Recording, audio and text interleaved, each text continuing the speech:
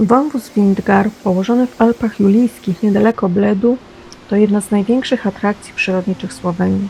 Ma 1,6 km długości i został wyrzeźbiony przez rzekę Radowna, której nurt podziwia się z drewnianych kładek i mostków zawieszonych bezpośrednio na pionowych skałach. Trasa wewnątrz wąwozu kończy się przy 13-metrowym wodospadzie Sium. W tym filmie właśnie od tego miejsca zaczynamy. Jeśli jeszcze nie widzieliście naszego filmu z wąwozu Windgar, zachęcam do obejrzenia. Link podaję w prawym górnym rogu oraz w opisie pod filmem.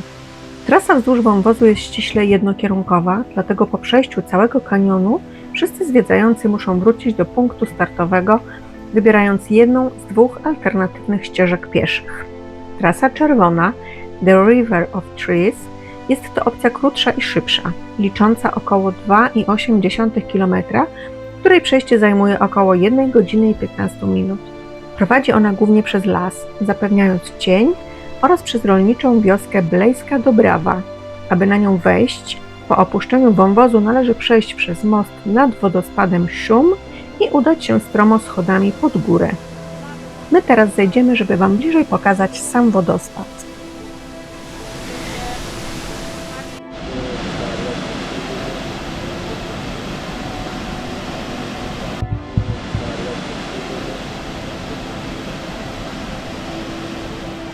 Aby powrót do miejsca startu przebiegał trasą zieloną, po wyjściu z wąwozu i oddaniu kasków ochronnych należy skręcić w prawo i udać się schodami pod górę.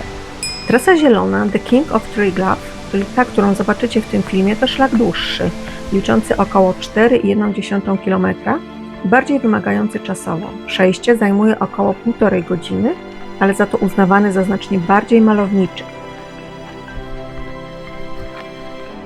Szlak prowadzi do miejscowości Zasip, gdzie na wzgórzu Chom, o wysokości 634 metry nad poziomem morza, znajduje się urokliwy gotycki kościół świętej Katarzyny. To świątynia rzymskokatolicka w Słowenii, malowniczo położona około 2 km na północ od słynnego kurortu Bled. Początki kościoła sięgają późnego średniowiecza, a pierwsze pisemne wzmianki o nim pochodzą z roku 1500.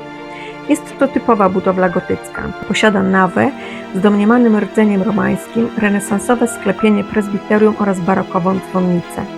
Na zachodniej zewnętrznej fasadzie wejściowej loży zachowały się cenne gotyckie freski z początku XVI wieku. Wokół kościoła wciąż widoczne są pozostałości kamiennych murów, które w przeszłości służyły jako obóz warowny chroniący ludność przed najazdami tureckimi. Choć samo wnętrze kościoła na co dzień bywa zamknięte dla zwiedzających, to taras wokół niego jest doskonałym punktem widokowym i miejscem odpoczynku. W jego sąsiedztwie dostępny jest punkt gastronomiczny oraz plac zabaw dla dzieci z licznymi huśtawkami i zjeżdżalniami. Zielona trasa jest uznawana za znacznie ciekawszą i bardziej zróżnicowaną od krótszej ścieżki czerwonej. Należy jednak pamiętać, że dalszy odcinek prowadzący od kościoła w stronę parkingu wiedzie przez otwarte pastwiska i łąki, gdzie można spotkać zagrody z owcami i końmi, co przy słonecznej pogodzie wymaga ochrony przed słońcem. Obie trasy powrotne są wymagające pod względem obuwia, gdyż ścieżki mogą być błotniste i śliskie, zwłaszcza jeśli przed Waszym przybyciem padał deszcz. Szacuje się, że na całą wycieczkę, czyli przejście wąwozu i powrót, należy zarezerwować od 2,5 do 3 godzin. Z tej trasy roztaczają się wspaniałe widoki na Alpy Julijskie, Karawanki oraz jezioro Bled. Zapraszam do dalszego oglądania filmu.